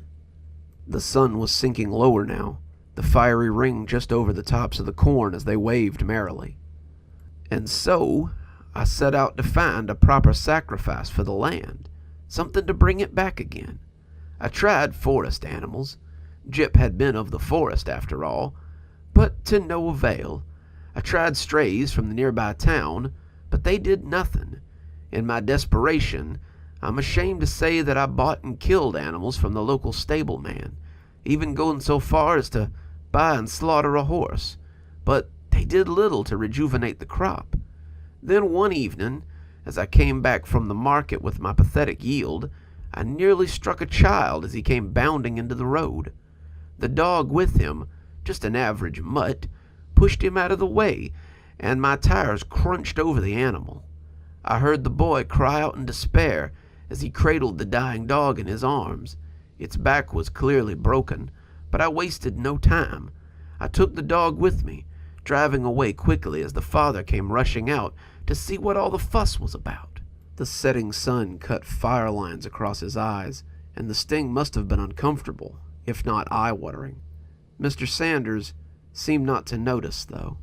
He was dead by the time I arrived home, and I buried him in the field, as I had with Jip. The crops came back, the land thrived, and I think that was when I realized what the land wanted. The old dog had been loved, just as Jip had been loved, and that love seemed to nourish the land like nothing else. From that day on, I seemed to always have my eyes peeled for dogs. The sick ones could sometimes be taken off the owner's hands, but I had been known to buy them from struggling families as well. As the years went by and the town grew, so too did my prosperity. I was one of the largest farmers in the region.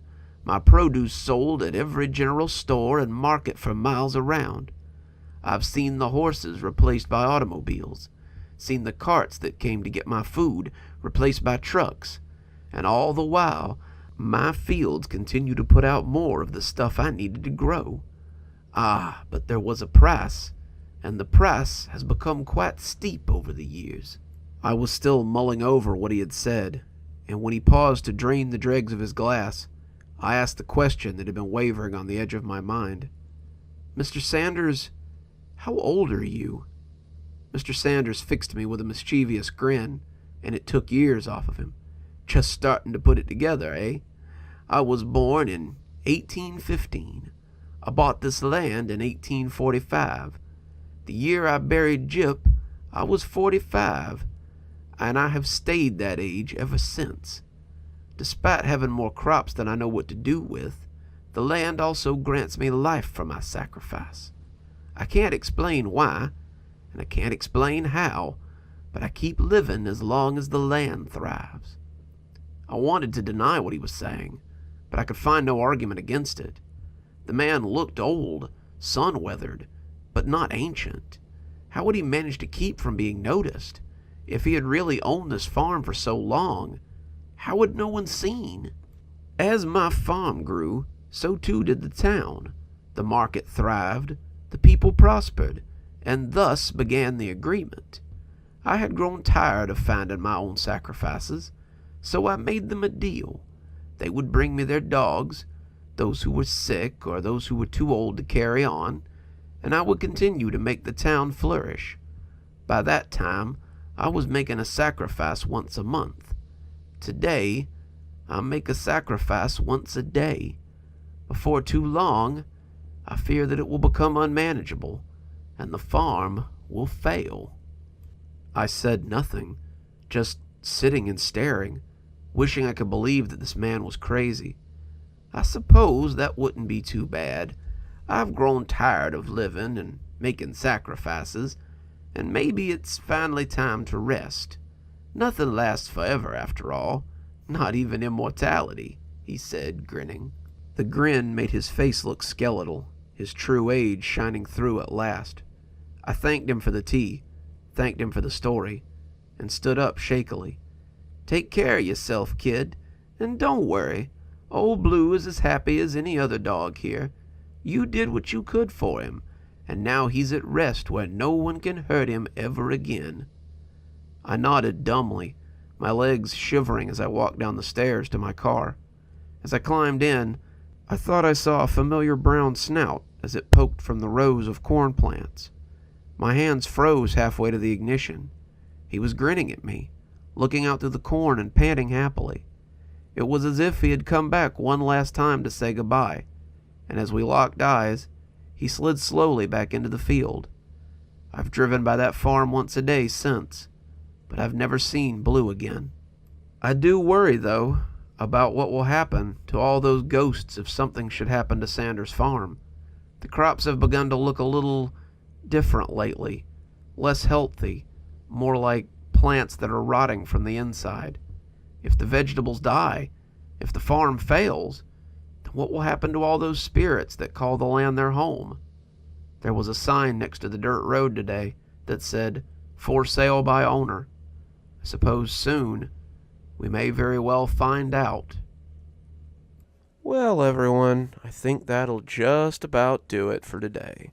But don't be sad. I'm sure we'll be back again next time with more wonderful stories and more time spent indoors around a fire, cozy together. Until then, this is Dr. Plague, wishing you a wonderful day and a spooky evening.